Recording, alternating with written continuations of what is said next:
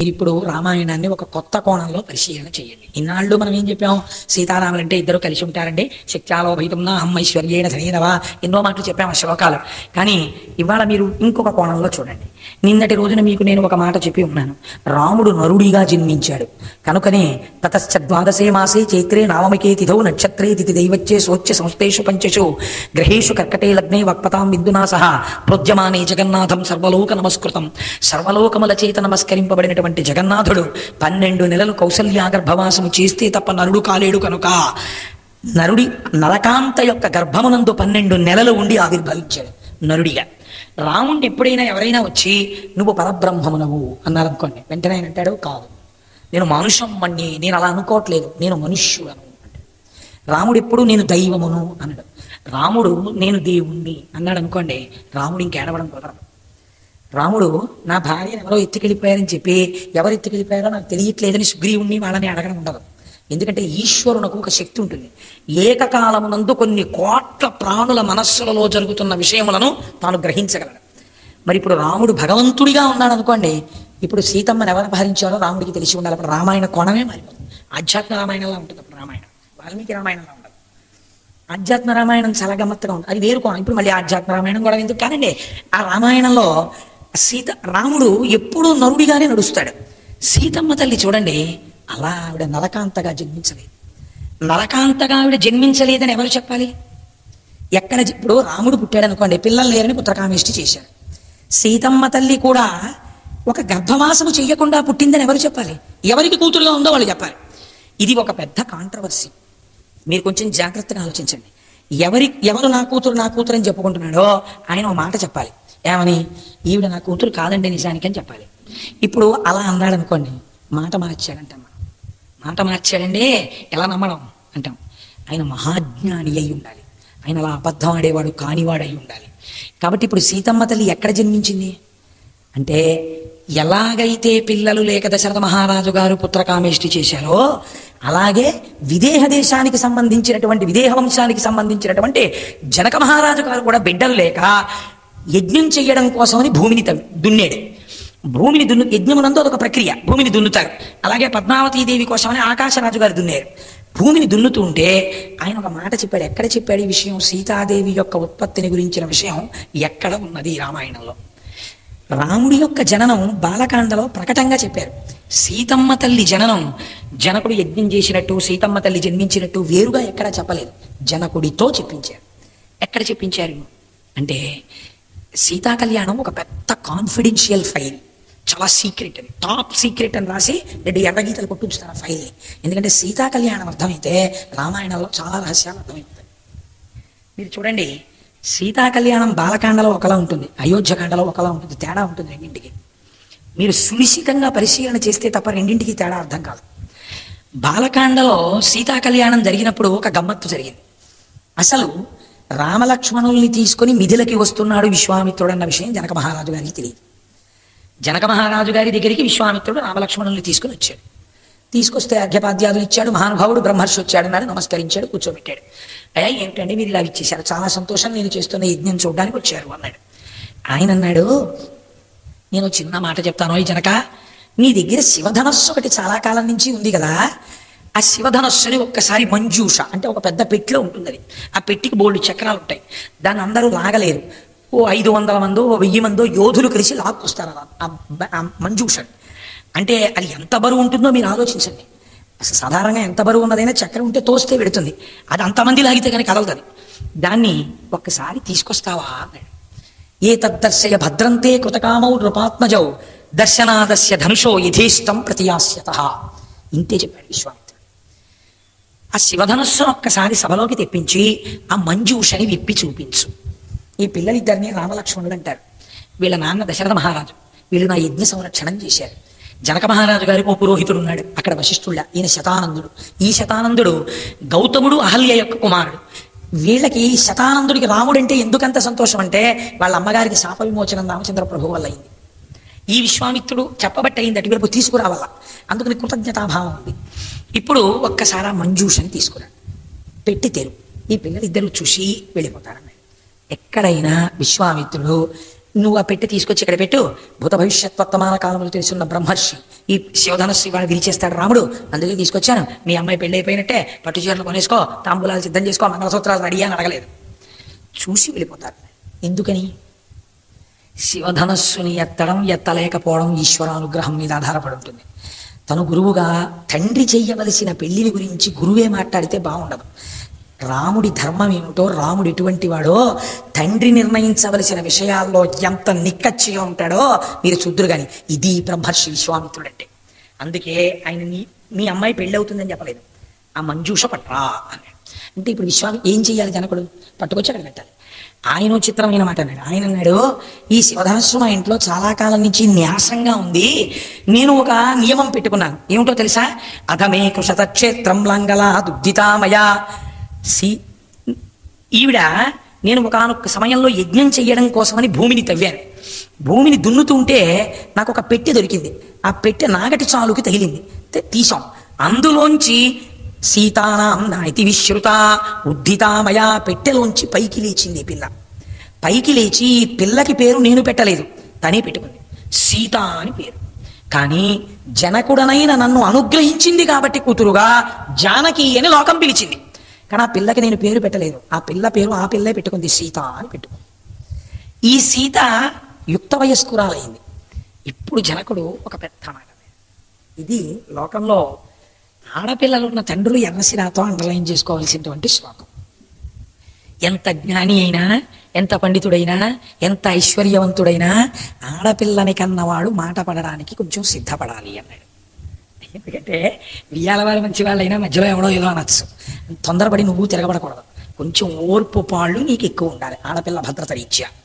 అందుకని నా మనస్సు బెంగగా ఉందో, మహానుభావ విశ్వామిత్ర, ఈ సీతమ్మకి తగిన వరుణ్ణి నేను ఎక్కడ తేగలను? ఎవరికి దొరికిందండి ఆవిడ? జనక మహారాజు గారికి దొరికింది.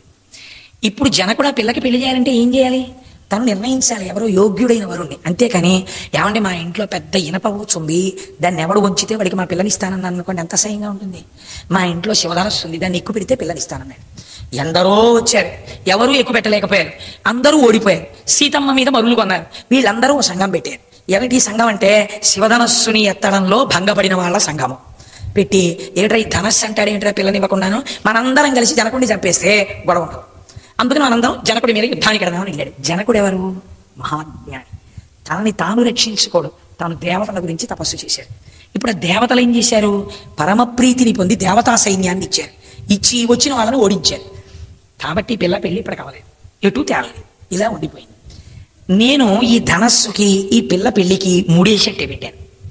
అయితే మళ్ళీ చెప్తున్నాను విశ్వామిత్ర మహర్షి, నువ్వు తెలిసే చెప్పావు శివధనస్సు చూపించమని, తీసుకొచ్చి చూపిస్తాను. ఈ పిల్లాడు వేళ ముచ్చటపడి పైకెత్తుతానంటే, ఈ పిల్లాడు నరుడు కదా, దశరథుడి కొడుకు కదా, ఇవన్నీ నేను ఇంకేం అడగను. ఒకవేళ కానీ యద్యస్య ధనుషో రామ కుర్యాదారోపణం మునే సీతాం స్తుతాం అయోనిజాం సీతాం దద్యాం దశరథేరహం. ఎంత పెద్ద మాట చూడండి అందులో. సుతాం నా కూతురు, అయోనిజాం నా భార్యకి పుట్టని, అయోనిజాం లేదా ఏ యోని యందు జన్మించని. ఎలా కుదురుతుందండి? ఏ యోని యందు జన్మించనది తన కూతురు ఎలా, ఏ ధర్మశాస్త్రం బట్టయింది? ఇంతటి మహాజ్ఞాని జనకుడు నా కూతురు అని మరి ఎలా అన్నాడు? ఎవరిచ్చారు అధికారం సీతమ్మని కూతురు అనడానికి? పెట్టె దొరికితే కూతురేనా? పెట్టెలో ఉన్నది నగదు కాదు కదా, చైతన్యమూర్తి అమ్మవారు. ప్రసన్నురాలైంది, నా పట్ల అనుగ్రహించింది అనాలేమో కానీ నా కూతురు అనడానికి అధికారం ఎవరిచ్చారని అన్నాడు. సుతాం నా కూతురు. పక్కనే వ్యతిరేకమైన మాట, అయో నిజాం ఏ యోని యందు పుట్టలేదు. సీతాం నేను పెట్టలేదు, ఆ పేరు ఆవిడ పెట్టుకుని. దద్యాం నేను ఇచ్చేస్తాను. ఎవరికి? ఈ ధనస్సు పెడితే దశరథేరహం, అహం నేను ఇస్తాను. ఎవరికి? ఈ దశరథుడి కొడుకు.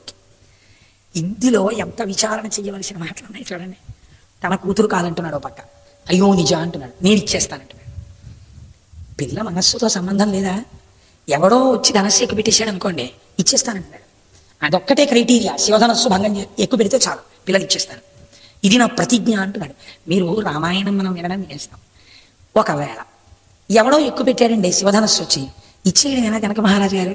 ఇంకా అదేంటంటే శివధనస్సును ఎక్కువ పెట్టిన వాడు ఇలాంటి వాడు, వీడికి ఎలా ఇస్తాను పిల్లని అని ఆలోచించరా? సీతమ్మ తల్లి మా నాన్నగారు ప్రతిజ్ఞ చేశారు కదండి, మరి ఆయన ధనస్సు ఎక్కువ పెట్టారు కదా, బాగుండదు కదా, నేను ఆయనతో వెళ్ళిపోతాను, వెళ్ళిపోతుందా భార్యగా? అలా వెళ్ళిపోవడానికి ఆవిడేమైనా చాలా ప్రాజ్ఞత లేని మనిషి? అయ్యో నిజ మహాతల్లి అని ఆయనే చెప్తున్నాడు, పేరు కూడా నేను పెట్టలేదని. మరి ఇంత ధైర్యం ఏమిటి? ఆహా నేను ఇస్తానంటే ఏమి నమ్మకం? నా మాట నిలబెడుతుంది. ఎక్కడి నుంచి వచ్చిందండి జనకుడికి ఇంత నమ్మకం, ఇంత ధైర్యం ఆ పిల్ల మీద? ఇది తండ్రికి కూతురు మీద ఉన్న నమ్మకం, ఇది తండ్రికి కూతురు మీద ఉండవలసిన నమ్మకం, కూతురు తండ్రి యందు నిలబెట్టవలసిన నమ్మకం. తద్భిన్నంగా మాట్లాడడం, సినిమా తీయడం, రామాయణానికి వారసులు ఉన్న గడ్డ మీద ఎవడూ సాహసం చేయకూడదు కదండి. శ్లోకం మనకి ప్రమాణం. ఇప్పుడు సరే అది చూపించి వెంటనే ఒక మాట అన్నాడు జనకుడు. ఆయన అన్నాడు, ఏమండి ఈ ధనస్సుని ఎక్కుపెట్టడం కోసం ఎందరో వచ్చారు, దేవతలు కూడా వచ్చారు. ఆ పిల్లాన్ని చూడండి, ఏకవస్త్రధరోధన్వీ శిఖీ కనకమాలయ, ఒక్క వస్త్రం కట్టుకున్నాడు, బ్రహ్మచారి, ఇంకా మీసాలు కాలేదు, ఓ పిల్లక గురువు గారితో ఉన్నాడుగా నమస్కారం పెట్టుకుంటాడు. ఈ పిల్లాడు ఎక్కువ పెడతాడా? కగ తిరుమారుషానంచ ధనుషాస్య ప్రపూరణే ఆరోపణే సమాయోగే వేపనే తొలనేపివా అన్నాడు జనకుడు. దేవతలు ఎక్కువ పెట్టలేకపోయారు, ఈ పిల్లగాడు శివధనస్సుని ఎత్తుతాడా, ఎక్కువ పెడతాడా? వింటినారిని విప్పుతాడా, కిందకి లాగుతాడా, ముడేస్తాడా, వింటినారిని లాగుతాడా? జరగని పని. ఇక్కడ రాముడి విషయంలో పొరపాటు పడుతున్నాడు కదండి. రాముడు అలా చెయ్యగలడు, జనకుడు గుర్తుపట్టలేదు. సీత నా మాట వింటుంది, గుర్తుపట్టాడు. అక్కడ నమ్మకం ఉంది, ఇక్కడ నమ్మకం లేదు. రెండూ తెలుసున్నవాడు వాడు ఉన్నాడు సాక్షిగా. ఆ పుట్టినావిడెవరోనూ తెలుసు ఆయనకి, ఈ పుట్టినావిడిని పుచ్చుకునేవాడు ఎవరోనూ తెలుసు ఆయనకి. తాను చెప్పకూడదు, అది జరిగే తీరుతుంది, ఎలా జరుగుతుందో కూడా తెలిసి ఆ పెద్ద మనిషికి. అందుకు తనేమీ మాట్లాడిన వాడు, అసలు అన్నీ తెలుసున్నవాడు ఏమీ మాట్లాడలేదు, ఆయన విశ్వామిత్రుడు. ఇది సీతా కళ్యాణంలో గమ్మత్తు. ఆయన అన్నాడు, మహర్షి అంత అందమైన రచన చేస్తారండి. విశ్వామిత్రస్తు ధర్మాత్మ శ్రుత్వా జనక భాషితం వత్స రామధనుపస్య ఇతి రాఘవమబ్రవీత్. సీతా కళ్యాణం ఒక అద్భుతమైనటువంటి ఘట్టం. విశ్వామిత్రుడు అన్నాడు, విశ్వామిత్రస్తు ధర్మాత్మ. మహర్షి మర్చిపోరు, ఎక్కడెక్కడ ధర్మం గురించి మాట్లాడుతుంటారు. ధర్మాత్ముడైన విశ్వామిత్రుడు. ఏమిటంటే ధర్మం ఇక్కడ? ఏమిటి ధర్మంగా ఉన్నాడు విశ్వామిత్రుడు? ఇప్పుడు అందులో మీకు ధర్మం ఏమిటి కనపడింది అలా మాట్లాడడంలో? అంటే ఆయనకు ఒక విషయం తెలుసు, మగపిల్లవాడికి పెళ్లి చేస్తున్నప్పుడు ఆయనకి భార్యగా ఎవరుండాలన్న విషయాన్ని తండ్రి నిర్ణయిస్తాడు. నేను నిర్ణయించడం కాదు, గురువునైనా కూడా నేను నిర్ణయించి నిన్ను సీతమ్మ పెళ్లి చేసుకుంటుంది అన్న తర్వాత అన్నమ్మ ఆ మాట మా నాన్నగారు చెప్పాలండి అంటే ఈయన పరువు ఏమవుతుంది? ఇది ఆయనకి తెలిసిన ధర్మం. విశ్వామిత్రస్తు ధర్మాత్మ శ్రుత్వా జనక భాషితం. జనకుడు అన్న మాట విన్నాడు. అయ్యో పిచ్చివాడు పసిగట్టలేకపోతున్నాడు, ఇతనే వాళ్ళ అల్లుడు అని అన్నాడు. వత్సరామ, ఎంత ప్రేమో చూడండి. వచ్చినవాడు రామచంద్రమూర్తి రూపంలో పరబ్రహ్మమని తెలుసు, నా శిష్యుడుగా ఉన్నాడని తెలుసు. అయ్యా జగన్మాత నీ కడుపున పుట్టకపోయినా సుతాం అని నువ్వు అన్నావు కదా, మా అమ్మాయి అన్నావా లేదా? పరబ్రహ్మము నాకు శిష్యుడైన వెంట తిరుగుతున్నాడు, నా చెంబు పట్టుకుంటున్నాడు, నేను మడిబట్టి తిప్పేస్తే మడత పెడుతున్నాడు, నా వెనకాతల నా బ్రహ్మదండాన్ని చంకలో పట్టుకుంటున్నాడు, నా కాళ్ళకి దండం పెడుతున్నాడు. గురువుగారు నాకు ఏదైనా సరే శాసనం కరవామకిం, నన్ను శాసించండి అంటున్నాడు. నేను అదృష్టవంతుడిని నీలా, అందుకని నువ్వు సుతాం అని నువ్వు అన్నావు. నేనేమంటానో తెలుసా? పరబ్రహ్మాన్ని వత్సా అని నేను పిలుస్తాను. నువ్వు సుత అంటే నేను వత్స. తప్ప ఎంత సంతోషాలా చూడండి ఎవరి వాళ్ళని. అందుకని వత్స రామ, ఓ పిల్లడా, ఓ కొడుకుతో సమానమైన వాడా రామ. ధనుపస్య, ఒకసారి చూడ ధనుస్సుని ఎక్కుపిటే అన్నాడు అనుకోండి, మాటలో చిన్న తేడా వచ్చేసినట్టు. అందుకని ధనుపస్య, ఒక్కసారి చూడ ధనుస్సుని. ఇది రాఘవమబ్రవీత్, రాఘవుడితో ఈ మాట అన్నాడు. రాముడెంత ప్రాజ్ఞుడో ఆయనెంత ధర్మాత్ముడో చూడండి. ఆయన చెప్పాడు ఈ ధనస్సును ఎక్కువ పెడితే పిల్లనిస్తామని. ఎలాగైనా ఎక్కువ పెట్టేస్తానండి అనలేదు ఆ పిల్లని చూసి. ఆయన ఎంత గంభీరంగా మాట్లాడాడో చూడండి. చిన్న వయస్సులో ఎంత పరిణతో చూడండి. ఆయన వీళ్ళ ధనస్సు వంకు ఒకసారి చూశాడు, పెద్ద ధనస్సు. ఆయన అన్నాడు, ఇదం ధనుర్వరం బ్రహ్మం సంస్పృశామి ఇహ పాణినా యత్నవాంశ్చ భవిష్యామి తోలనే పురణేపివా అన్నాడు. గురువుగారు మీరు చూడమన్నారు, చూశాను. చాలా గొప్ప ధనుస్సు అండి.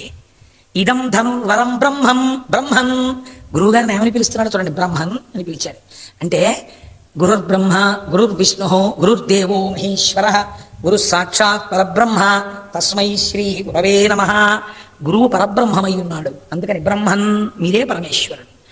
ఈశ్వర శాసనం కావాలి. పెళ్లి జరగడానికి వెనకాల భగవంతుని యొక్క నిర్ణయం ఉండాలి. సంస్పృశ విహపాణినా, దీన్ని ముట్టుకుందామని అనుకుంటున్నాను. మీరేమన్నారు? ధనుపస్య చూడన్నారు, అంతే. ముట్టుకోమని మీరు అనలేదు. నేను చూసేసాను గురుగారు. కానీ క్షత్రియుండి కదా, చూసి వెళ్ళిపోవడం ఏంటి? మ్యూజియంలో చూసినట్టు ఎక్కువ పెట్టాలి కదా, క్షత్రియ ధర్మం కదా. ఇప్పుడు ఆయన ధర్మం ఆయన పాటిస్తున్నాడు. అలా ఎలా కుదురుతుంది గురుగారు? నేను ఎక్కువ పెట్టాలి కదండి అంటే పిల్ల మీద పిచ్చి వెలిగి అనుకుంటారు. అందుకని ఆయన ఎంత గోప్యంగా మాట్లాడాడో చూడండి. ఆయన అన్నాడు యత్నవాంశ్చ భవిష్యామి, చూశాను, ముట్టుకుందాం అనుకుంటున్నాను. తోలనే పూరణే పివా, దీన్ని ముట్టుకుని పైకెత్తి ఎక్కువ పెట్టాలని అనుకుంటున్నాను.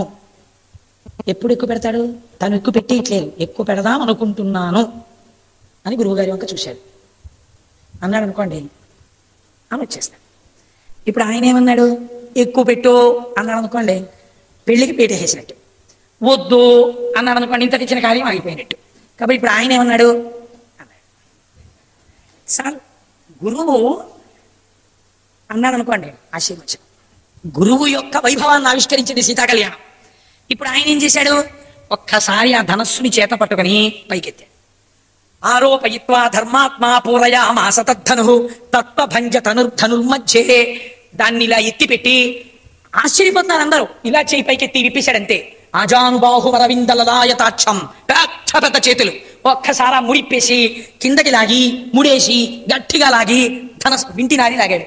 పెడ పెడ పెడ పెడ ధనులతో ధనస్సు విరిగిపోయి, విరిగిపోగానే ఉత్తరాక్షణం సభలో ఉన్న వాళ్ళందరూ మూర్చబడిపోయారు. ఎవరున్నారు? ఒక్క విశ్వామిత్రుడు, రాముడు, లక్ష్మణుడు, సీతమ్మ, జనకుడు, ఈ 5గురే తెలియచు. ఇప్పుడు జనకుడు అన్నాడు భగవన్ దృష్టవీర్యో మే రామన్ దశరథేరహం అత్యద్భుతవచించ అతర్కితమిదమ్యా అన్నాడు. పిల్ల పెళ్లి కుదిరిపోయింది, అది ఆయన ఆనందం కాదు. ఇందులో ఒక పెద్ద రహస్యం ఉంది. ఏమిట రహస్యం? అత్యద్భుతం. జనకుడు జనకుడే రామాయణంలో. పరబ్రహ్మమునకు చెందిన శక్తి మిథిలయందు జన్మించింది. ఈ శక్తి శివుడి పక్కకి చేరాలి.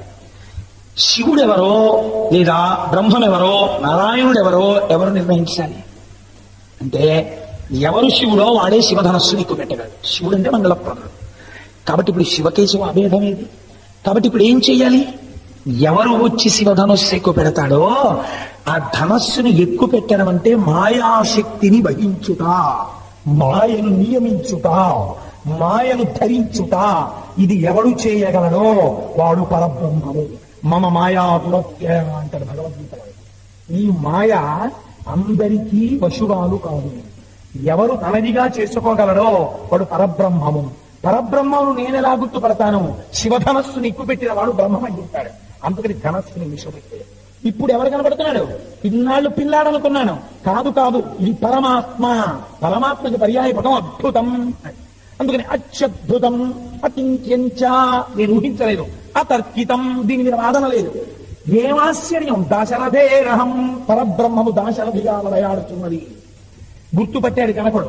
కాబట్టి ఇప్పుడు ఏం చేస్తాను? ఓహ్ ఏమానందం, ఏమానందం! నా కూతురుగా ఉన్నటువంటి సీతమ్మకి తగినటువంటి వరుడు దొరికాడు అంటే బ్రహ్మమును గుర్తిరిగాను. ఈమె బ్రహ్మమునకు చెందుతుంది. కాబట్టి ఇప్పుడు ఏం చేశాడు? గబగబా పూర్ణ కలశం చేత్తో పట్టుకుని కన్యాదానం చేసేయడానికి రాముడి దగ్గరికి వెళ్ళాడు. బాలకాండలో ఎలా చెప్పారో తెలుసా అండి? విశ్వామిత్రుడు కబురు చేయమన్నాడు దశరథ మహారాజు గారికి. కబురు చేశారు. ఆ రోజుల్లో ఇక్ష్వాకు వంశంలో ఒక అలవాటు. వివాహానికి వెళ్ళేటప్పుడు భార్యల్ని తీసుకెళ్లారు, పురుషులు ఒక్కరే వెళ్తారు. అందుకని దశరథ మహారాజు గారు తన పౌరోహిత్యులైనటువంటి వశిష్ఠాదులతో కలిసి వెళ్ళాడు. అక్కడ జనకుడు శతానందుడితో కలిసి స్వాగతం చెప్పాడు. స్వాగతం చెప్పిన తర్వాత ఇద్దరు పెళ్లి మాటలు మాట్లాడుకునేటప్పుడు మీకు ఫిక్స్డ్ డిపాజిట్లన్నీ, ఎల్ఐసి సర్టిఫికెట్లన్నీ పిల్లకి అంటిస్తారు, ఇవి మాట్లాడుకోండి. వంశాలు మాట్లాడుకున్నారు. ఈ పిల్ల యొక్క వంశమేమి అంటే విదేహ వంశం గురించి చెప్పారు. పిల్లవాడి వంశమేమి? ఇక్ష్వాకు వంశం గురించి చెప్పారు. ఏమి వంశాలండి? 2 వంశాలు. అంతటి మహాపురుషులు జన్మించిన వంశాలు. వీళ్ళిద్దరికి సరిపోయింది వంశం. ఇద్దరికి వయస్సు సరిపోయింది, అందం సరిపోయింది, శీలం సరిపోయింది, శీలంతో స్వభావం. అందుకని వివాహం చేసేద్దాం అని స్నాతకం చేశారు రామచంద్రమూర్తి దశరథ మహారాజు గారు. పరబ్రహ్మమునకు స్నాతకం చేసిన భాగ్యాన్ని పొందిన వాడు దశరథుడు ప్రపంచంలో. తీసుకొచ్చి ఇయం సీత, అక్కడ ఎలా చెప్పాడో అలాగే చెప్పాడు జనకుడు ఇక్కడ. మమ సుత, ఈమె ప్రొనౌన్ వేస్తారు అక్కడ. ఈమె మీరు కళ్యాణం చేసినా ఇదే చెప్తారు, ఈమె నా కూతురు. ఇయం సీత మమ సుత సహధర్మచరీతవా. ఈ మాటలు మహర్షి మర్చిపోరు. ఈమె సహధర్మచరీతవా, నీతో కలిసి ధర్మమునందు నడుస్తుంది. సహధర్మచరీతవా ప్రతీచ్ఛైనాం భద్రంతే పాణిం గృహీష్వ పాణినా పతివ్రత మహాభాగ ఛాయేవానుగత సదా. ఈ పిల్ల ఇతముందు ఇతపూర్వం నోములు నోచింది, ఇతపూర్వం పూజలు చేసింది. దేని కొరకు తెలుసా? మంచి భర్త రావాలి. ఇప్పుడు కూడా నోములు నోస్తుంది, పూజలు చేస్తుంది. దేని కొరకు తెలుసా? పతివ్రత, నీ యొక్క అభ్యున్నతి కొరకు చేస్తుంది. అందుకని పతివ్రత మహాభాగ ఛాయేవానుగత సదా. నీ నీడ నీ వెంట ఎలా వెళుతుందో ఈమె నీ వెంట అలా వెళుతుంది. నీ నీడ నిన్ను విడిచిపెట్టదు కదా, అలాగే ఈమె కూడా నిన్ను విడిచిపెట్టదు అని వాళ్ళిద్దరి చేతులలో చేతులు వేసి ఆ రోజుల్లో పాణిగ్రహణం ప్రధానం. పాణిగ్రహణం చేయించి భద్రంతే అని వివాహాన్ని పూర్తి చేశారు. బాలకాండలో చెప్పబడినటువంటి సీతా కళ్యాణం ఇక్కడ వరకు. ఇప్పుడు నేను దీన్ని అయోధ్యకాండలో సీతా కళ్యాణంతో కలుపుతాను. అదేంటంటే 2 సార్లు జరిగిందా సీతా కళ్యాణ ఘట్టాన్ని ఎప్పుడైనా రిపీట్ చేశారా మళ్ళీ సరదాగా ఉంటుందని? మళ్ళీ సీతారామ వివాహం సత్యపూర్తిలో ఏమైనా ఉందా? కాదు. ఒక గమ్మత్తు వెళ్ళి అరణ్యవాసానికి సీతారాములు బయలుదేరి వెళ్ళిన తరువాత ఆ అత్రి మహర్షి యొక్క ఆశ్రమానికి వెళ్ళారు. వెళితే అత్రి మహర్షి యొక్క భార్య మనసు తగులుతున్నామా, నాకు ఇవాళ కొంచెం బలవి ఎక్కువగా ఉంది, పెళ్లి సంతపడతాను తప్ప దాని ఎందుకు దోషం లేదు, ఎందుకంటే అసలు లేదు. అందుచేత చూడండి, అయ్యో అత్రి మహర్షి యొక్క భార్య అనసూయ. ఆ అనసూయ సాధ్వి మహాపతివ్రత. ఆవిడ ఎంత పతివ్రత అంటే సూర్యచంద్రుల యొక్క గమనమును శాసించగలదు. ఆవిడ వేరొక పతివ్రతకి ప్రాణదానం చేయడం కోసం సూర్యచంద్రుల యొక్క గమనాన్ని ఆపు చేసేసింది ఒకసారి. అసలు అనసూయామాత యొక్క గొప్పతనం చెప్పుకుంటే అది ఒక్కటే కొన్నాళ్ళ ప్రసంగం. అంత గొప్ప తల్లి సతి అనసూయ. అటువంటి అనసూయ ఆవిడ భర్త అత్రి మహర్షి. ఆ అత్రి మహర్షికి అనసూయమ్మకి కలిగినటువంటి సంతానంలో పరంపరాగతంగా వచ్చిన వాళ్ళే ఆత్రేయత గోత్రీకులు. కాబట్టి ఆత్రేయస గోత్రంలో పుట్టడం అంటే ఎంత అదృష్టం. అత్రి మహర్షి అనసూయల సంతానంలో పుట్టారు. అలా ఎందుకన్నారు అనుకోకండి, మాది ఆత్రేయస గోత్రం కనుక కొంచెం సంతోషం. కాబట్టి అనసూయామాత అంత గొప్పది. ఆ తల్లి అత్రి మహర్షి చాలా అందంగా ఉంటుంది. అయోధ్యకాండలో ఆ ఘట్టం. సీతారాముడు లక్ష్మణుడితో కలిసి అయోధ్యకాండ చిట్ట చివరలో అత్రి మహర్షి ఆశ్రమానికి వెళ్ళాడు. వెళితే ఆయన ఏం చేశాడంటే అత్రి మహర్షి రాముడికి స్వాగతం చెప్పి లోపలికి తీసుకెడుతూ అనసూయమ్మ వంట చూపించాడు. చూపించి, రామ, నేను నా భార్యని పోగొడుతున్నాను అనుకుంటున్నావా? అది మహాపతివ్రత. ఎంత తపస్సు చేసిందో తెలుసా? ఆవిడ తపశ్శక్తితో సూర్యచంద్రుల గమనాన్ని ఆపేసింది. సూర్యోదయాన్ని చంద్రోదయాన్ని ఆపితే వేరొక పతివ్రత ప్రాణాలు నిలబడ్డాయి. సతీ సుమతివి. అంత గొప్ప తల్లి ఆవిడ. దేశమంతా క్షామం వస్తే తన తపశ్శక్తితో అన్నదానం చేసింది. అటువంటి అనసూయ ఆవిడ ఇప్పుడు ఎలా ఉందో చూసావా అన్నాడు. ఒడిలిపోయి శరీరం అంతా ముడతలు పడిపోయి గడగడ గడగడ ఉడికిపోతుంటే తలంతా ముగ్గుగుట్ట అయిపోయి గాలికి కదిలిపోతున్నటువంటి అరటి చెట్టు ఎలా ఉంటుందో అలా ఉంది ఆవిడ. ఆవిడ వంక చూసి అత్రి మహర్షి అంటాడు, ఒక ఇంటికి అతిథి వస్తే ఒక యజమాని మాట్లాడే మాట ఆయన సంస్కారాన్ని చెప్తుంది. అత్రి మహర్షి సీతమ్మ వంక చూసి ఆ అనసూయ వంక చూసి అంటాడు, అనసూయ మహాభాగ తాపసి ధర్మచారిణి ప్రతిగృహ్ణీష్వ వైదేహి అంటాడు. ఆవిడ అనసూయాం మహాభాగాం తాపసీం ధర్మచారిణీ. ఈ మాట మహర్షి వదలండి. అసలు ధర్మచారిణీ, అపారముగా ధర్మము తెలుసున్నది, ధర్మమును అనుష్ఠించినది. కాబట్టి ధర్మచారిణీ ప్రతిగృహ్ణీష్వ వైదేహీం అబ్రవీదృషిసత్తమ. ఓ అనసూయ, సీతమ్మ చేపట్టుకుని లోపలికి తీసుకెళ్ళు.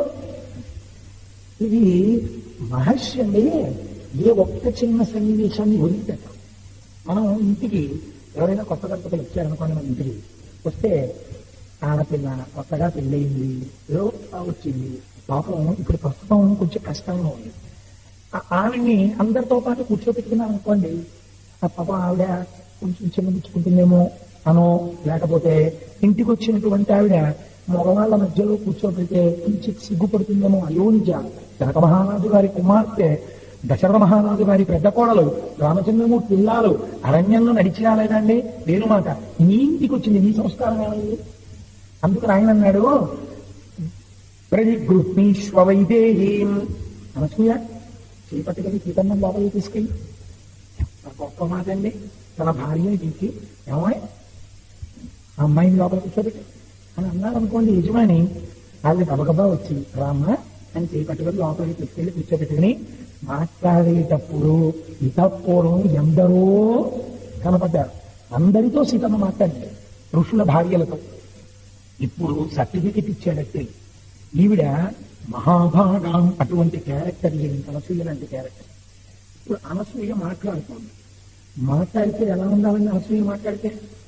పిచ్చి పిచ్చిగా అర్థం లేకుండా ఎల్లిగా మాట్లాడితే బాగుంటుందా? సీతమ్మతో మాట్లాడాలి. ఎంత జాగ్రత్తగా ఉండాలి ప్రతి శ్లోకం. చతుర్ముఖ బ్రహ్మగారి వనం వాల్మీకి మహర్షికి ఓ ఆచమనం చేసి గంటం పట్టుకుంటే నీకు రామాయణం కళ్ళ ముందు కనపడుతుంది. కనపడుతుంది ఆయనకు, అందుకు రచిస్తున్నారు శ్లోకాలు. ఆవిడ అడిగింది, ఏమమ్మా నీవు వివాహం అవగానే కొద్ది కాలం ఆనందం అనుభవించిన తరువాత అరణ్యవాసానికి వచ్చేసావు అని నేను విన్నాను. చాలా కష్టాలు పడుతున్నావు తల్లి. అయితే నాకొక్క మాట అనిపిస్తుంది, లోకంలో కొంతమంది స్త్రీలు పురుషుడు ఐశ్వర్యములు కలిగి, అభ్యున్నతిని కలిగి, అధికారమును కలిగి, ఆరోగ్యములు కలిగి, దారుఢ్యములు కలిగి ఉన్నప్పుడు ఆయన అనుభవించి ఉంటారు. వీటిలో ఏదైనా పురుషుడికి లోపం కలిగితే ఆయన పట్ల తిరస్కార భావమునందు ఉంటారు.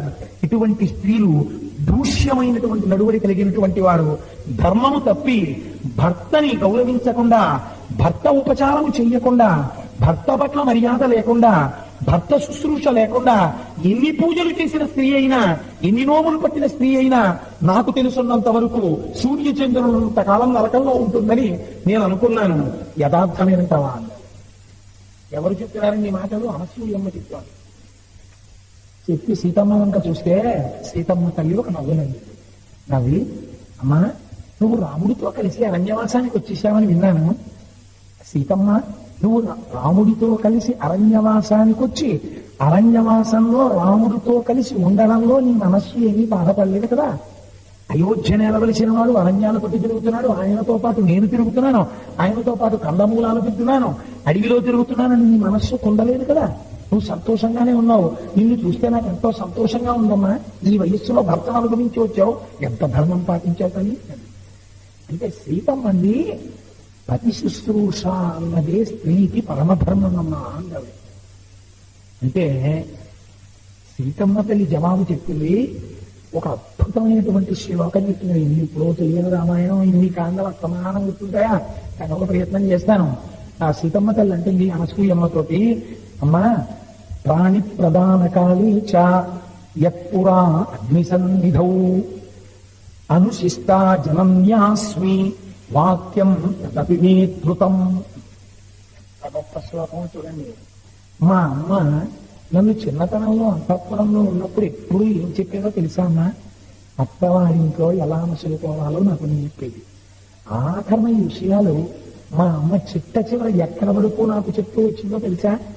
ఎప్పుడా అగ్నితన్నిధౌ, అగ్నిహోత్రం దగ్గర పాణి ప్రధాన కాలేచ, రాముడు నా పాణిగ్రహణం చేస్తున్నప్పుడు కూడా మా అమ్మ నాకు ఈ మాటలే చెప్పిందమ్మా.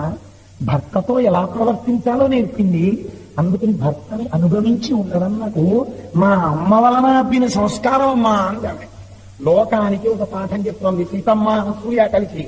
ఒక ఆడపిల్ల అత్తవారింటిలో ప్రవర్తించవలసినటువంటి విధానము తెలియకుండా ఎంత చదువు చదివినా, ఎంత ఉద్యోగం చేసినా, ఇంటికొచ్చిన అతిథిని మర్యాద చెయ్యడము చేతకాని కోడలు ఆ ఇంటికొస్తే ఆ దోషము, ఆ పాపము పుట్టింటి వారిది, ఆ తల్లిది. ఆ తల్లి ఆ సంస్కారాన్ని నేర్పుకుని తీరాలి ఆడపిల్లకి. ఎంత చదువు చెప్పిస్తున్నా, ఏమంటే చదువుకి సంస్కారానికి భేదం ఉందా? ఎంత చదువు చదువుకుంటే ఇంటికి అతిథులు వచ్చినప్పుడు అమ్మవారికి నమస్కారం చేసి వారితో గౌరవంగా చక్కగా మాట్లాడు. ఆయనకి పట్టుకెళ్ళి ఒకప్పుడు పాలియమ్మా అని చెప్పడానికి చదువులో మార్పులు తగ్గిపోతాయా? ఒక 5 నిమిషాలు ఇంటికి వచ్చిన వాళ్ళతో గౌరవంగా ప్రవర్తిస్తే ఇవాళ మన దేశంలో ప్రత్యేకించి మన కుటుంబాల్లో సంస్కారం ఇక్కడే చిక్కుపోతుంది. ఇది సీతమ్మ తల్లి చెప్తోంది. ప్రాణి ప్రధాన కాలే చాయత్పురాగ్ని సన్నిధౌ అనుశిష్టా జనన్యాస్మి. జనన్యాస్మి, మా అమ్మ చేత బోధింపబడ్డానమ్మా నేను. పొంగిపోయి అనసూయామాట ఉంది. అమ్మా, నేను కూడా ఇంకొక మాట చెప్పాలనుకుంటున్నాను. ఇది తల్లి, నాతో విశిష్టం పశ్యామి. నేను చాలా తపస్సు చేశాను. నా వయస్సు చాలా పెద్దదైపోయింది. నా జుట్టు ముగ్గుబుట్టు అయిపోయింది. నా ఒళ్ళు ఉనికిపోతాను. నేను చాలా పెద్దగానే అయిపోయాను. ఇంత అనుభవాన్ని కలిపి సారాంశముగా మార్చి నీకొక మాట చెప్తున్నాను సీతమ్మ. ఏమిటి? నాతో విశిష్టం పశ్యామి బాంధవం విమృశంచహం. ఎంత గొప్ప మాట చూడండి. సర్వత్రయోగ్యం వైదేహి తపఫలం వివాహృతం. నాతో విశిష్టం పశ్యామి. ఇంత తపస్సు చేసి ఇన్ని చదివి ఇంత ధర్మం పాటించిన తర్వాత నాకు తెలిసింది ఏమిటో తెలుసా? ఆడదానికి భర్త కన్నా బంధువు ప్రపంచంలో వీరొకడు లేదు. ఆ భర్త ఎటువంటి వాడో తెలుసా? సిద్ధముగా ఉన్న తపఫలము వంటి వాడు. అపారమైన తపోబలం ఉన్నవాడు ఏం చేస్తాడు? తను తలుచుకుంటే అన్నాన్ని సృజిస్తాడు. తను తలుచుకుంటే ఆయుధాయాన్ని ఇస్తాడు. పక్కన ఉన్న భర్త ఎటువంటి వాడో తెలుసా? నీవు చేసిన కొన్ని కోట్ల సంవత్సరముల తపస్సు మూర్తీభవిస్తేటువంటిదో భర్త అటువంటి వాడు. ఆ భర్త సుఖశాంతులు నీ చేతిలో ఉన్నాయి. అందుకనమ్మా, భర్తని అనుగమించి వచ్చావు, చాలా సంతోషం తల్లి. అయితే నాకు ఇక్కడ ఒక చిన్న ఆశ్చర్యం కలుగుతోంది సీతమ్మ. మీ కళ్యాణం గురించి విన్నానన్నాను ఇక్కడ, కానీ చూడలేకపోయాను, రాలేకపోయాను. ఆ రోజుల్లో ఏదో ఒక్కసారి మీ కళ్యాణ ఘట్టం చెప్దు అంటే సీతమ్మ ఎర్రపడిన ముఖంతో ఒక్కసారి సీతా కళ్యాణం జ్ఞాపకానికి వచ్చి మళ్ళీ సీతా కళ్యాణం చెప్తూ ఒక మాట అన్నారు. ఎంత గొప్ప మాట చెప్పిందో తెలుసా అండి? అమ్మ, లోకంలో యోగ్యుడు కానటువంటి పురుషుడు భర్తగా ఉన్నటువంటి స్త్రీలు ఆ భర్తని అనుగమించి పాతివ్రత్యంతో ఉన్నారే, వాళ్ళు అందండి. భర్త దుర్మార్గుడైనా దుశ్శీలుడైనా ఆ భర్త యందు దైవాన్ని చూసి వాళ్ళని అనుగమించారు కొందరు స్త్రీలు. పొగడవలసిన వాళ్ళు ఉంటే వాళ్ళమ్మ, మహానుభావుడు నా భర్త, పరమ ధర్మమూర్తి, నా యందు తప్ప వేరొకరి యందు మనస్సు లేనివాడు, ఆయన వంశంలో తండ్రి గారు దక్షిణ నాయకుడు, ఆయన కూడా వేరొక పత్నిని స్వీకరించవచ్చు, కానీ ఏకపత్ని వ్రతం కలిగినటువంటి వాడు, నన్ను తప్ప వేరొకరిని భార్యగా స్వీకరించని వాడు, ఆ దృష్టి లేనివాడు. ఇంకొక గమ్మత్తు ఉంటే తెలుసా అన్న? ఆయన తండ్రి గారైన దశరథ మహారాజు గారు అయోధ్యానగరంలో ఏ స్త్రీ వంక అయినా భార్యా దృష్టితో చూస్తే రాముడు వారిని తల్లి దృష్టితో చూస్తాడు. అటువంటి వాడు నా భర్త. అటువంటి ధర్మాత్ముడితో అనుగమించి ఆయనకి నమస్కరించి ఆయనతో కలిసి నేను నడిచి ఆయనని గౌరవించడంలో పెద్ద గొప్పతనం ఏముందమ్మా? అది నా గొప్పతనం అంటావా అంటమ్మవాడు. ఇది సీతమ్మ తల్లి శీలం అంటే. ఈ మాట అన్న తర్వాత కళ్యాణం గురించి చెప్పమంటే తల్లి సంక్షిప్తంగా చెప్తూ ఒక మాట అంటుంది. సరే, రాముణ్ణి తీసుకురావడం, ధనుర్భంగం జరగడం వరకు చెప్పి సీతా కళ్యాణం బాలకాండలో చెప్పనటువంటి రహస్యాన్ని ఒకదాన్ని అమ్మవారి ఇక్కడ చెప్పింది. ఏమిటా రహస్యం అంటే, పూర్ణ కలశం పట్టుకుని పరిగెత్తుకు వచ్చేసాడు కదా జనకుడు. జనకుడికి సీతమ్మ ఏ రకంగా కూతురని మీరు చెప్పగలరు? ఈ అనుమానం రాకుండానే అశరీరవాణి పలికినది అని చెప్పింది సీతమ్మ. ఆ సమయంలో ధనుర్భంగం అయిన తర్వాత మా తండ్రి గారు చేతిలో పూర్ణ జలకలశాన్ని పట్టుకుని కన్యాదానం చేయడానికి నన్ను తీసుకుని అక్కడికి వెళ్ళారు. వెడితే ఆకాశంలోంచి ఒక మాట వినపడింది. అంతరిక్షే చవాగుప్త మానుషీ ప్రతిమా కిలా. ఈమె మనుష్య స్త్రీ కాదు. ఇది మీరు రామాయణంలో గమనించారు. రాముడు నరుడు, సీతమ్మ నరకాంత కాదు. ఎందుకని? అశరీరం అని చెప్పింది. జననము చెప్పేస్తోంది ఆవిడ అయోధ్య. అశరీరవాణి కన్యాదాన సమయంలో చెప్పింది. అంతరిక్షే చవాగుప్త మానుషీ ప్రతిమా కిలా ఏవయేన్ తత్ నరపతే ధర్మేణ తనయా తవా. ఈమె దేవతా స్త్రీ, ఈమె మనుష్య స్త్రీ కాదు. అయినా ధర్మము చేత నీకు కుమార్తె. మహర్షి మర్చిపోరండి ఈ ధర్మం అన్నమాట. ఏంటి ధర్మం అంటే, భూమిని తవ్విన వాడివి నువ్వు బిడ్డల కోసం యజ్ఞానికి, ఆమె నీకు తెలియదు, నువ్వు పెంచావు, నా కూతురు అన్న భావనతో పెంచావు, ఆవిడ అంగీకరించి జానకి అని పిలిపించకూడదు. ఇక ధర్మము చేత నీకు కుమార్తె. ఆవిడ అయోనిజ అయినా దేవతాస్త్రీ అయినా ఈ కారణము చేత జనక మహారాజు గారికి కుమార్తె అయినది. ఏ కారణము చేత? ధర్మము చేత. ఇక మీరు ప్రశ్నించలేకుండా చెప్తారు మహర్షి, ఎక్కడైనా చెప్తే చాలా అందంగా మాట్లాడతారు. అందుచేత ధర్మేణ తనయాతవా అని పై నుంచి చెప్పింది. లేకపోతే కన్యాదానం ఎలా చేస్తాడు మీ జనక మహారాజు గారు? అప్పుడు కన్యాదానం చేయడానికి మా నాన్నగారమ్మా పూర్ణ కలశం పట్టుకుని వచ్చాడు. వచ్చి రామా చేతులు చాపు, నీళ్లు పోసి మా అమ్మాయిని దానం చేస్తానన్నాడు. అంటే రాముడు ఏమన్నాడో తెలుసా అమ్మా మా నాన్నగారితో? ఒక గొప్ప మాట చెప్పాడు. ఆయన అన్నాడు, ఆ సీతమ్మ తల్లిని దీయమానా తుమాగుప్త, ఇవనయా సీతమ్మ తల్లిని స్వీకరించు అని అంటే, అవిజ్ఞాయ పితుచ్ఛంద, నేను ఈ పిల్లని పెళ్లి చేసుకుంటున్నానన్న విషయం మా నాన్నగారికి తెలియదు. మా నాన్నగారికి తెలియకుండా నేను వివాహం చేసుకోను. నాకు ఈయన భార్యగా ఉండొచ్చా ఉండకూడదా అన్న విషయం నిర్ణయించవలసిన వాడిని నువ్వు కాదు, నీ ప్రతిజ్ఞ కాదు. నేను క్షత్రియులను ధనస్సు ఎక్కువ పెట్టాను. ఇది విశ్వామిత్రుడి కనుక ధర్మాత్మ అన్నాడు రాముడు. ధనస్సు చూశాను, క్షత్రియుడిని కాబట్టి ఎక్కువ పెట్టాను. పిల్లని పెళ్ళంగా చేసుకోవడం అంటావా? నా చేతిలో లేదు. ఎవరు నిర్ణయించాలి? అయోధ్యాధిపదే ప్రభో, నా తండ్రి గారు ఉన్నాడు అయోధ్యాధిపతి దశరథ మహారాజు గారు. అవిజ్ఞాయ పితుచ్ఛంద, మా నాన్నగారు నిర్ణయించకుండా, మా నాన్నగారు ఆజ్ఞాపించకుండా ఈ పిల్లని నేను భార్యగా స్వీకరించాను. ఇప్పుడు జనక మహారాజు గారు దశరథుడికి కబురు చేశాడు. దశరథుడు వచ్చి ఇరు అంశాలు విన్నాడు. విన్న తరువాత, రామా ఈమెని నువ్వు భార్యగా స్వీకరించావు. ఇప్పుడు రాముడు సీతమ్మని భార్యగా స్వీకరించాడు. అందుకని రామచంద్రమూర్తి శివధనుర్భంగం చేసి నన్ను పెళ్లి చేసుకోలేదమ్మా, అలా చేసుకోనని చెప్పాడు. దశరథ మహారాజు గారు మా మామగారు నిర్ణయించారు, నిర్ణయిస్తే నన్ను చేసుకున్నాడు. రామచంద్రమూర్తి మా మా ఆయనకి తండ్రి మీద ఉన్న గౌరవం అంటే అదమ్మా. అందుకే 14 ఏళ్ల అరణ్యవాసానికి వచ్చాడు. నా భర్త ఎంత పితృభక్తి కలిగిన వాడో చూడు తల్లి, నేను పొంగిపోతున్నానమ్మా అటువంటి భర్త దొరికినందుకు అని చెప్పింది. అంతేకాని ఎంతో పిచ్చేయండి, పాపం ఏం తెలియదు. ఆవిడెవరో అడిగింది మా పెనత్తగారు. నేనేమో వెంటనే పని చెప్పేసి 4 చీర కట్టేసుకుని వచ్చేసాడు. ఆకులు అమ్మలు కందమూలాలు తింటూ ఉన్నాడు. అయోధ్య పోయింది, రాజ్యం పోయింది, మా కర్మిగా ఉంది, మీరేమన్నా కొంచెం చెప్పి చూడండి అమ్మా ఒకసారి, మీరు అత్రి మహర్షి చెప్తే వింటారేమో అంటే అనసూయామాత ఆదరిస్తుందండి. ఒక స్త్రీ ఎలా ఉండాలో సర్టిఫికెట్ ఇచ్చారు అనసూయ చేత. అనసూయ చేత సర్టిఫికెట్ పొందడం అంటే మాటలు కాదు. మీరు కూడా అనసూయ సర్టిఫికెట్ పొందగలరు. ఇప్పుడు అనసూయమ్మ దగ్గర సీతమ్మ ఏం చెప్పిందో అలా నడువడి ఉంటే మీరు కూడా అనసూయాది తల్లుల యొక్క ఆశీర్వచనమును పొందగలరు. రామాయణం ఆడదాని నడువడిని, గొప్పతనాన్ని పెద్దపీట వేసి వివిధ భంగిమలలో చూపిస్తుంది. ఇది చెప్తే అనసూయమ్మ ఏం చేసింది? ఆవిడ పొంగిపోయి, ఏమి సీతారాములమ్మ మీ ఇద్దరు అని. అయితే ఏమంటే మీరు దశరథ మహారాజు గారు చెప్పారు కదా, చెప్తే పెళ్లి చేసేసుకుని, నేను అలాంటి పిల్ల అయితే చేసుకోవాలనుకునేవాడిని మొదటి నుంచి, మా నాన్నేమో నేను చేసుకోమన్నాడు చేసుకున్నాను అని ఇప్పుడైనా అన్నారా రాముడు? అంటే ఎంత అందంగా మాట్లాడతారో చూడండి. మధురం మధురాక్షరం ప్రియాతు సీతారామస్య దారాహ పితృకృతా ఇది. మొట్టమొదట సీతారాములు ఇద్దరు వైవాహిక జీవితం మొదలుపెట్టినప్పుడు రాముడికి సీతమ్మ గురించి ఏమి తెలియదు కదండి. ఏమీ తెలియకుండా వైవాహిక జీవితం మొదలుపెట్టారు. ఎవరైనా అలాగే మొదలెడతారనుకోండి.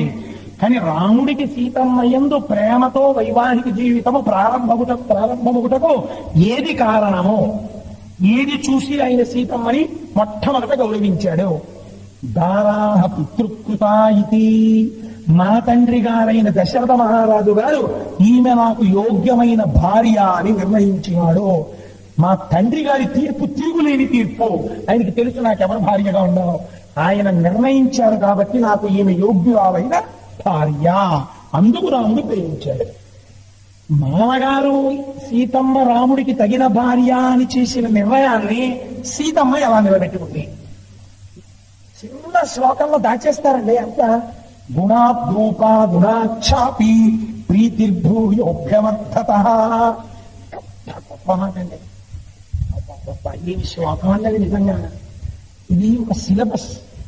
నేనైతే అనుకుంటాను అసలు పెళ్లి చేసుకునేటటువంటి వాళ్ళ లేకుండా చూస్తున్నాను, పెళ్లి చేసుకునేటటువంటి దంపతుల్ని అసలు ముందు ప్రొబేషన్ క్లాస్ కింద కూర్చోబెట్టి అసలు ఈ శ్లోకాల గురించి వాళ్ళకు ఒకసారి చెప్పాలి. వివాహిక జీవితం అంటే ఇదిరా, నీ బుర్ర నేర్చుకో అని. ఎలా? గుణాద్రూప గుణాఛాపి. భర్త యొక్క మనస్సు నిలబడడానికి రూపము కూడా ప్రధానం. అందుకే తలంబరాలు పోసేటప్పుడు ఒక మాట అంటారు, నీ యందు ఈ రూపము, ఈ వైభవము, ఈ అందము, ఈ లావణ్యము నిలబడుగాక. ఏది చూసి ఆయన భార్యగా స్వీకరించాడో ఆ అందము ఆవిడ యందు చెక్కు చెదరక ఉండాలని కోరుతారు మంత్రంతో. కాబట్టి గుణాద్రూప గుణాఛాపి. బాహ్యంలో అందం ఉంది, చాలా గొప్ప సౌందర్య రాశి. భర్త ఆనందానికి వశుడయ్యాడు, కానీ బాహ్యములందు ఉన్న అందం ఆంతరంగం లేదు. అది భర్త మరణానికి కూడా కారణం ఉంది. లేరా అలాంటి వాళ్ళు? కైతమ్మ రామాయణంలోనే ఉంది కదండి, పక్కనే పాత్ర. దశరథుడు తన కొడుక్కి తాగలిగినటువంటి ఇల్లాలని తను తెచ్చుకోలేకపోయాడు. అయోధ్యతో. గుణాద్రూప గుణాఛాపి. సీతమ్మ రాముని పట్ల తన గుణముల చేత ప్రీతిని పెంచుకున్నది. రోజు రోజుకి ఆయనతో మాట్లాడడంలో, ఆయనతో అనుగమించడంలో, ఆయన కష్ట సుఖాలు పంచుకోవడంలో, ఆయన్ని ఆనందంగా ఉంచడంలో. నేను ఒక చోట ఒక పుస్తకంలో ఒక మాట చదివాను. ఆ మాట చదివి నేను ఒక అరగంట సేపు కుర్చీలో వెనక్కి పడిపోయి చెప్పాను. ఎంత గొప్ప మాట అంటే, వాక్యం చిన్నది. ఆయన అన్నాడు, భర్తకు విశ్రాంతి స్థానము భార్య. ఏం వాక్యం రాయిది అనుకున్నాను, ఎంత గొప్ప మాట రాయిది అనుకున్నాను నేను. సాధారణంగా మనం ఏమంటాం, విశ్రాంతి స్థానము ఇల్లు అంటాం. ఆఫీసులో ఏదో ఇబ్బంది వచ్చింది, లేకపోతే బజార్లోకి వెళ్ళాడు, అయినా భార్య నగ కొనుక్కొద్దామని 10,000 రూపాయలు జేబులో దాలో కొట్టేశాడు. ఇంటికి వెళ్ళాడు, మనసు కుపితం అయిపోతాడు బాధతో. 10,000 రూపాయలు పోయి ఇంటికి వెళ్ళి దిగాలుగా కూర్చున్నాడు. ఆవిడ వచ్చి ఏమంటే అలా కూర్చున్నాడంటే నగ తాగలేదా అండి. 10,000 రూపాయలు ఎవరో కొట్టేశారు అన్నాడు. అలాగే నీ మోహం, నేను అప్పుడే అనుకున్నాను, నా బతుక్కి మీరు నగ ఎవరమోతే అని అనుకోండి. ఇది కాదు బాధ, అది పెద్ద బాధ. ఇప్పుడు నగ ఏంటండి? చూసారా, ఈశ్వరుడు ఒక నిర్ణయం చేశాడు. నీకు బాహ్యమైన నగ అలంకారం, నీ భర్త ప్రేమ నీకు అలంకారం. ఇంత ప్రేమైకమూర్తిని నీకు భర్తగా ఇచ్చి అతని ప్రేమ సర్వస్వాన్ని నీకు అలంకారంగా చేయించాను. అంతర్ముఖ సమారాధ్య బహిర్ముఖ సుదుర్లభ అంటారు లలితా శాస్త్రంలో. అలా ఎప్పుడు ఆయన లోపల నువ్వే ఆరాధింపబడుతున్నావు, ఆయన హృదయ సింహాసనమునందు అధిష్ఠించి ఉన్నావు. ఇంతకన్నా నీకు అలంకారం ఏంటి? అందుకని అమ్మవారు ఇలాంటి అలంకారాలు నేను ఒప్పుకోనండి. నాకు ఈ నల్లపూసలు చాలవండి, నీ ప్రీతి నా ఎందుకు చాలదా? నీ ప్రేమ కన్నా నాకు అలంకారాలు కావాలా? నీ ప్రేమ లేని కానీ దేనికంటే అలంకారాలు? అమ్మవారు నన్ను అలా అనుగ్రహించిందనమాట. అని భార్య అందనుకోండి, ఆ భర్త లేచి గాఢంగా భార్యని కౌగిలించేసుకుని ఏడ్చేసి ఓ మాట అంటాడు, 10,000 పోతే పోయే కానీ నా భార్య యొక్క ఉన్నతి ఏమిటో ఈశ్వరుడు నాకు చూపించాడు. ఇప్పుడు భర్తకి విశ్రాంతి స్థానం ఇల్లు అయిందా భార్య అయిందా? కష్ట సుఖముల ఎందు భార్యయే. ఎవరున్నారో కానీ మహానుభావుడు అని నేను అలా అన్నాను, మీరు దయచేసి అనుకోకండి. 10 మందిని ఆదరించు కన్న తల్లిగా, కష్ట సుఖాలలో తోడు నీడగా తల్లిని మరపించే ఇల్లాలి ఆదరణ, మగుడేగా మగువానికి మధుర భావన, ఆలయాన వెలసిన దేవుని రీతి ఇల్లాలి జగతికి జీవన జ్యోతి. నేను రామాయణం చెప్తూ సినిమా పాట పాడేయటమే అని అనుకోతాను. అందులో ఏమి యోగ్యత లేదని నేను దాన్ని కూర్చి కూడా చెప్పండి. ఎంత గొప్ప మాట మాట్లాడాడండి మహానుభావుడు, ఎంత అందమైన మాట మాట్లాడాడండి. ఇది భర్త భార్యకు విశ్రాంతి స్థానము. ఈ స్థానం ప్రపంచంలో ఇంకోటి లేదు. భర్త వేరొక చోట విశ్రాంతి స్థానాన్ని వెతుక్కున్నాడు అనుకోండి, సమాజంలో బరువైపోతుంది అప్పుడు. ఈ భర్త భార్య యందు, భార్య భర్త యందు నిరంతర జాగరూకులై ఉండాలి. భార్యకి భర్త తప్పు వేరొకరు విశ్రాంతి స్థానం కాకూడదు. మాట అలా ఉండాలి. భార్య భర్తకి తాను తప్ప వేరొకరు విశ్రాంతి స్థానం కాకూడదు, అలా తన నడుములు ఉండాలి. ఇలా ఉంటే ఏమవుతుంది? మొట్టమొదట్లో ఒకరి శరీరం మీద ఒకరికి వ్యామోహం ఉంటుంది, అది దోషం అని నేను అనుకోవట్లేదు. కానీ రాను రాను రాను రాను ఏమవుతుంది అంటే ఒకరి మీద ఒకరికి ప్రీతి పెరుగుతుంది. ఇప్పుడు వాళ్ళు పెళ్లి చేసుకున్నప్పుడు పీటల మీద కూర్చున్న దంపతులు వేరు, ఇప్పుడు వాళ్ళు షష్ఠి పూర్తి కూర్చున్నారు. ఇప్పుడు వీళ్ళు ఎలాంటి వాళ్ళో తెలుసా అండి? ఒక మామిడి పండు, ఒక కొత్త పిల్లి కొబ్బరి మామిడి పండు ఒకటి ముగ్గేస్తే బాగుంటుంది, ఒక 2 రోజులు పోతే బాగా ముగ్గుతుంది అనుకున్నాడు. అందుకని 11 మామిడి పళ్ళు గడ్డిలో పెడుతున్నాడు. పైన పెడుతుంటే 12 పళ్ళే కనబడ్డాయి. దీంట్లో 13 తెచ్చాను 12 ఉన్నాయి, 13 తెచ్చాను 12 ఉన్నాయి. బుట్టలో చూశాడు, గుట్లో చూశాడు, బుట్టలో చూశాడు, కావులో చూశాడు, కనపడలేదు. సరే కనపడలేదు, ఏదో విషయంలో ఉంది అనుకున్నాడు. ఒక 4 రోజులు పోయిన తర్వాత కింద ఉన్నటువంటి జాడీలో ఉన్న తేనె తీసి సీసాల్లో పోసుకుంటున్నాడు. తను గూట్లో పెడదామనుకున్నటువంటి కొత్త పిల్లి కొబ్బరి మామిడి పండు ఒకటి తేనెలో పడిపోయి బాగా ఆరముగ్గిపోయింది. ఆ కొత్త పిల్లి కొబ్బరి పళ్ళకి ఈ పండుకి ఈ 2 ఒకలా ఉంటాయండి. ఇది తేనెలో 4 రోజులు మగ్గిపోయి బాగా ముగ్గింది. ఈ కొత్త పల్లి కొబ్బరి రుచి ఎక్కడా, ఆ కొత్త పల్లి కొబ్బరి రుచి ఎక్కడా? 2 కొత్త పల్లె. ఇది తేనెతో కలిసింది 4 రోజులు. షష్ఠి పూర్తి దంపతుల యొక్క ప్రీతి అటువంటిది, అది మానసికం. ఒకరి మీద ఒకరికి ప్రీతి భ్రూయోభ్యవర్ధత. అయ్యయ్యో కష్ట సుఖాలలో నాతో అనుగమించింది, ఈ పిచ్చిది ఎలా బతుకుతుందో, దీనికి బలహీనత ఉందని. ఒరే మీ అమ్మ ప్రథమ కోపం, తొందరపడి కోపడుతుంది. నాన్న నువ్వు కొడుకువి, కొంచెం గుండెల్లో పెట్టి చూసుకోవాలి సుమా అని కోడల్ని పిలిచి, అమ్మ మీ అత్తగారికి ప్రథమ కోపం ఉన్నా కానీ మనసులో ప్రేమ, కొంచెం తల్లి ఈ విషయం దృష్టిలో పెట్టుకో అంటాడు. ఎందుకని? ఏమో తను ముందు వెళ్ళిపోతానేమో అని బెంగ. అప్పుడు ఉన్న వ్యామోహం ఇప్పుడు లేదు. ఇప్పుడు ఏమైపోయింది? ఆవిడ భద్రత గురించి బెంగ ఎక్కువైపోయింది. గుణాద్రూపా గుణాఛాపి ప్రీతిర్భ్యూభ్యవర్ధత. ఒకరి గుణముల చేత ఒకరు ఒండురుల పట్ల ప్రీతిని పెంచుకున్నారు. ఇలా సీతారాముల దాంపత్యము అభివృద్ధి పొందినది. దీనికి మూలమేది? తండ్రి తీర్పు. ఇది సీతమ్మ యొక్క నడువడి. శ్లోకం చిన్నది, కానీ రాముని విశ్రాంతి స్థానం ఎవరు? సీతమ్మ తల్లి. రాముని కీర్తి ఎవరు? సీతమ్మ తల్లి. రాముడి ప్రతిష్ట ఎవరు? సీతమ్మ తల్లి. సీతమ్మ తల్లి గురించి ఆవగించలో 6 కోట్ల వంతులో 60,000 వంతు చెప్పలేదు. 25 ప్రాణం ఏం చేయను. కాబట్టి చూడండి, అమ్మ ఇక్కడ ఒకసారి ఆవిడ చెప్పింది, అక్కడ జనకుడు చెప్పాడు. ఈమె అథమే కుశత క్షేత్రం లంగల దుద్ధితామయ క్షేత్రం శోధయతా లబ్ధానాంనా సీతేతి విశ్రుత. ఈమె నరకాంత కాదు అని చెప్పాడు. అయోధ్యకాండలో ఒకసారి చెప్పింది ఆవిడ, నేను నరకాంత కాదు అశరీరవాణి చెప్పింది, నేను దేవకాంతని. 3వసారి ఒకసారి చెప్పింది ఆవిడ. ఎక్కడ చెప్పింది? ఏదైనా 3 అయితే సత్యం. 3వసారి ఇంకొకసారి చెప్పింది ఆవిడ, నేను మనుష్యకాంతని కానని. అన్యాపదేశంగా చెప్పింది. ఎక్కడ చెప్పింది? సుందరకాండలో స్వామి హనుమతో మాట్లాడుతోంది సీతమ్మ తల్లి. మాట్లాడుతున్నప్పుడు హనుమ ఒక మాట అడిగారు ఆవిడ్ని. సురాణాం వానాగంధర్వరక్షసాం యక్షాణం కిన్నెరాణాం వాకాంస్త్వం భవసి శోభనే. అమ్మా నువ్వు దేవకాంతవా, నరకాంతవా, యక్షకాంతవా, కిన్నెరకాంతవా, కింపురుషకాంతవా, వశిష్ఠుడిని విడిచిపెట్టి వచ్చిన అరుంధతివా, కపిలుడి మీద కోపం వచ్చి వచ్చినటువంటి శ్రీమతివా, లేకపోతే నలుడిని విడిచిపెట్టి వచ్చిన దమయంతివా? అమ్మా నువ్వు ఎవరమ్మా నాకు చెప్పు, నిన్ను సీతమ్మ అనుకుంటున్నానమ్మా, నిజం చెప్పు అన్నారు. అంటే తల్లి తాను నరకాంతని అని పృథివ్యారాజసింహానాం ముఖ్యస్య విదితత్మన స్నుషాదశరథస్నాహం శత్రుసైన్య ప్రతాపిన దుహితాజనకస్యాహం వైదేహస్య మహాత్మన సీతా చ నామ నామ్యాహం భార్య రామస్య ధీమతః అంటుంది. ఒక నరకాంత ఎలా మాట్లాడాలో అలా మాట్లాడుతుంది. పెళ్ళైపోయినటువంటి స్త్రీ దగ్గరికి వెళ్ళి అమ్మ మీరెవరు అని అడిగాం అనుకోండి, ముందు మామగారి పేరు చెప్పాలి. అయ్యా నేను ఫలానా వారి కోడలండి. తర్వాత అందుకని అమ్మ నేను దశరథ మహారాజు గారి కోడల్ని, తర్వాత నేను జనక మహారాజు గారి యొక్క కుమార్తెని, తర్వాత నేను ఈ శరీరానికి సీత అని పేరు, తర్వాత నేను అబ్బో గొప్పవాడు రామచంద్రమూర్తి యొక్క ఇల్లాలని.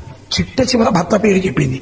కాబట్టి ఒక స్త్రీ ఎలా ప్రవర్తించాలో అలా ప్రవర్తించి చూపించింది, అలా మాట్లాడి చూపించింది.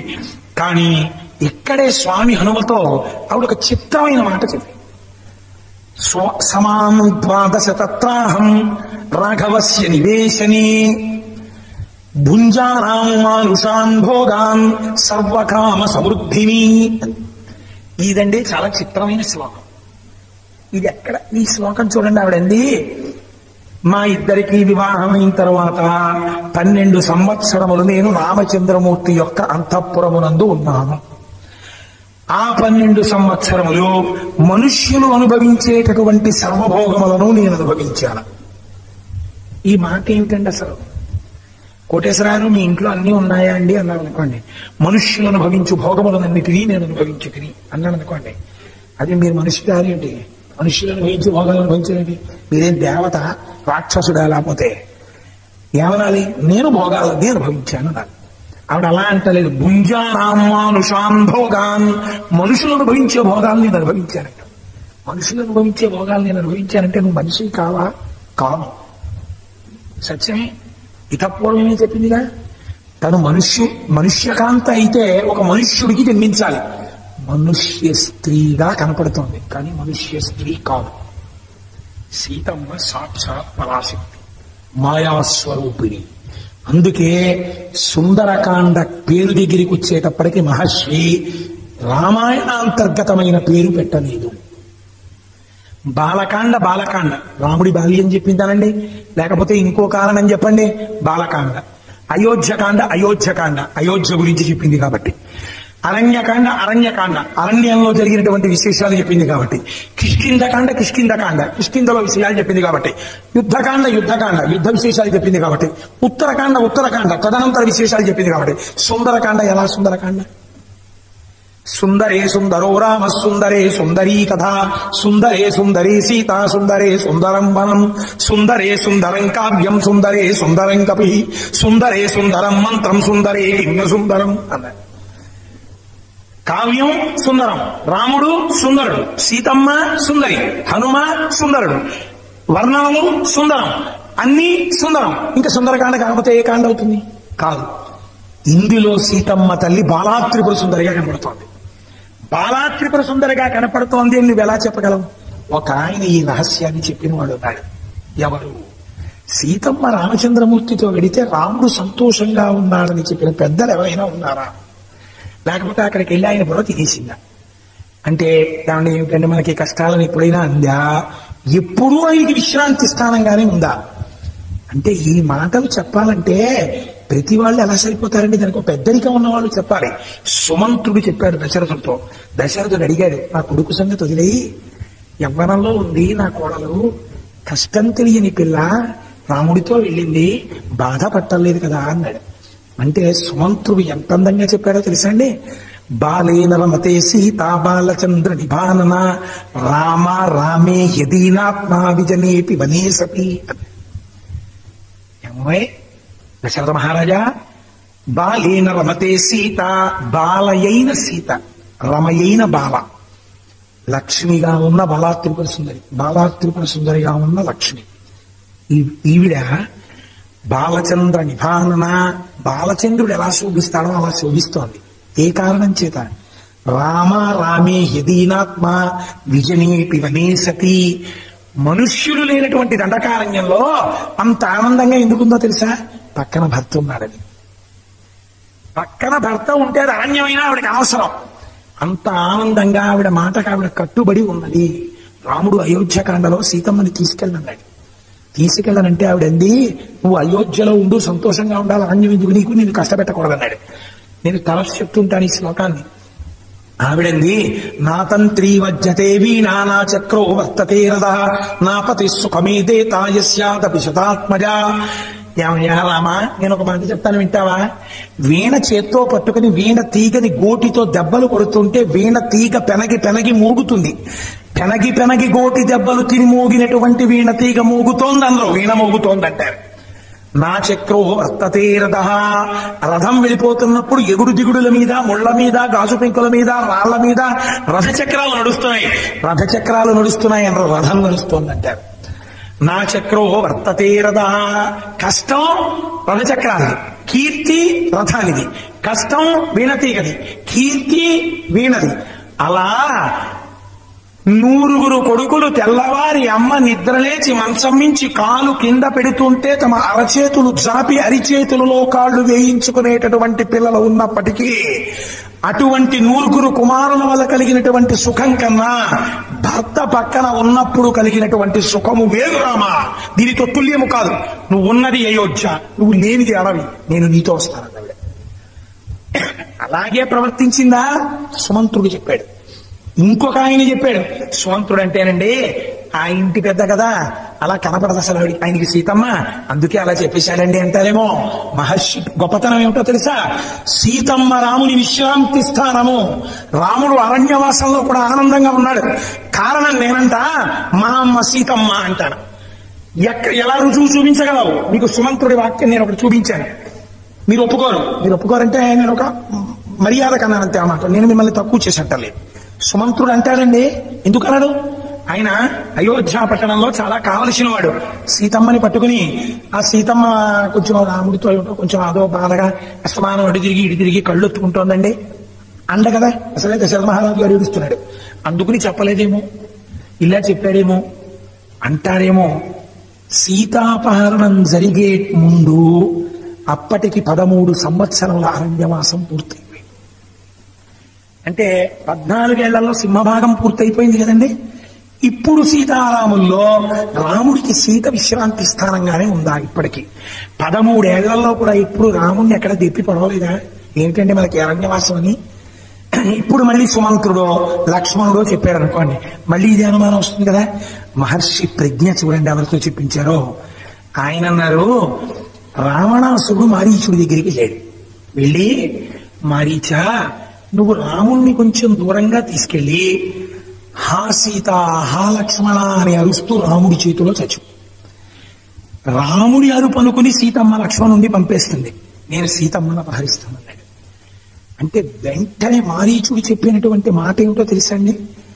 యస్య సా నరసింహస్య సింహోరకస్య భామిని. అరణ్యకాండలో మారీచుడు చెప్పినటువంటి సర్టిఫికెట్ ఇది. ఎంత లాజికల్ గా మాట్లాడాడో చూడండి మారీచుడు.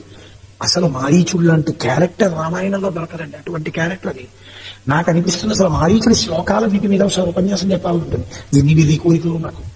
అందుకని యస్య సా నరసింహస్య సింహోరకస్య భామిని ప్రాణేభ్యోపి ప్రియతరా భార్యా పతిమనువ్రత. ఇది చెప్పాడు మారీచుడు. సీతమ్మ అంటే ఎవరనుకుంటున్నావో తెలుసా? ఆవిడ యస్య సా నరసింహస్య, రాముడు నరులయందు సింహము వంటివాడు. సింహాన్ని చూస్తే మిగిలిన జంతువులు ఎలా పారిపోతాయో రాముణ్ణి చూస్తే అందరూ పారిపోవలసిందే. ఎందుకని? రాముడికి కోపం వస్తే ఆయన ఎవరు ఆపలేరు. ఆయనటువంటి ధర్మాత్ముడు, రాశీభూతమైన ధర్మం, ధర్మానికి కోపం రాకూడదు. అటువంటి నరసింహుడైనటువంటి రాముని యొక్క సింహోరకస్య భామిని.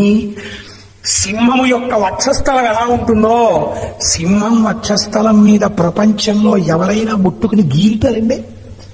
ఎవరైనా సింహం వక్షస్థలం మీద వెళ్ళి పడుకుంటారండి? ఎవరైనా సింహం వక్షస్థలాన్ని దువ్వుతారండి? ఆయన అన్నాడు మారీచుడు, ఆ సింహం యొక్క వక్షస్థలం మీద ఒక స్త్రీ పడుకుంటుంది. ఎవరో తెలుసా? సీతమ్మ. ఎందుకు పడుకుంటుందో తెలుసా? ఆ సింహాన్ని మచ్చిక చేసుకునే కాదు, భయపెట్టి కాదు, ప్రాణేభ్యోపి ప్రియతరా. పోన్లే పోతే పోయిందని రాముడు వదిలేస్తాడనుకుంటున్నావేమో. రాముడి ప్రాణములు వదిలిపెట్టడం కన్నా రాముడికి సీతమ్మను వదలడమే ఎక్కువ. రాముడి ప్రాణముల కన్నా సీతమ్మే ఎక్కువ. రాముడి ప్రాణాలని తక్కెట్లో ఓ పక్కన పెట్టి సీతమ్మను ఓ పక్కన పెట్టి, రామా ఈ రెండిటిలో నీకేది ఎక్కువ అని అడిగితే రాముడికి సీతమ్మ ఎక్కువ. ఇంత ఎక్కువైన వస్తువు జోలికి నువ్వు వెడితే, సింహము యొక్క వక్షస్థలం మీద పడుకున్న స్త్రీని నువ్వు ముట్టుకుంటే, రామచాపాశ్రయేవనే, ఎప్పుడు ఇలా పట్టుకున్న కోదండము చేత రక్షింపబడుతున్న ఏకైక స్త్రీ సీతమ్మ. ఆయన యందు అంత ప్రీతి పొంది ఉన్నది. భార్య పతిమనువ్రత. ఎలా పొందింది? మందు పెట్టిందా, మాకు పెట్టిందా? కాదు. భార్య పతిమనువ్రత. ఎప్పుడు పతిని అనుసరించింది ఆవిడ. పతిని కష్టపెట్టలేదు. 13 సంవత్సరములు రాముడు అన్నిటినీ మరిచిపోయాడంటే సీతమ్మ కారణము. ఈ కారణం చేత సీతమ్మ రామునకు ప్రాణము కన్నా ప్రియురాలు. ఆవిడ జోలికి వెళ్ళడం ఏమిటో తెలుసా? నీకొక్క మాట చెప్పేస్తున్నాను. నీకింతమంది భార్యలున్నారు, హాయిగా వీళ్ళందరితోటి ఈ పుత్ర మిత్ర కళత్రానిచ హాయిగా సంతోషంగా బతుకు. రాముడికి కానీ అపకారం చేశావా? రాముడికి వేరే అపకారం లేదు ప్రపంచంలో. సీతమ్మ జోలికి వెళ్ళడమే అపకారము. వెళ్ళిన మరుక్షణంలో రావణ నువ్వు అక్కడివి చచ్చిపో. రాముడు వెతికేస్తాడు భూమండలం అంతా, బ్రహ్మాండాలన్నీ వెతుకుతాడు. ఆవిడ అగ్నిహోత్రము నువ్వు పట్టుకోలేవు. ఆవిడ ఏం చేస్తుందో తెలుసా? నీ పాలిట